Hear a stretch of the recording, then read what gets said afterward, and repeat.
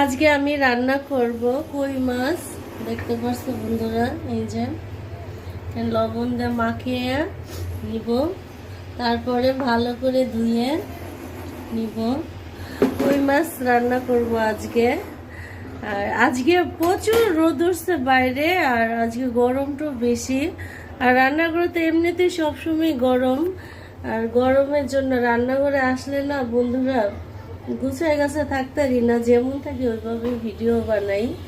তো সুন্দর ড্রেস, ভালোভাবে ভিডিও করা এগুলো হয়ে ওঠে না। বাট আজকে কই মাছ আনবো। যাই হোক বন্ধুরা, ভিডিও ভালো লাগলে লাইক কমেন্ট দিয়ে সাবস্ক্রাইব করে দিবা, আমার পাশে থাকবা, আর আমিও তোমাদের পাশে আছি। তো এখন মাছগুলো লবণ মাখিয়ে নিচ্ছে, এখন ভালোভাবে মাছগুলো ধুয়ে নিতে হবে।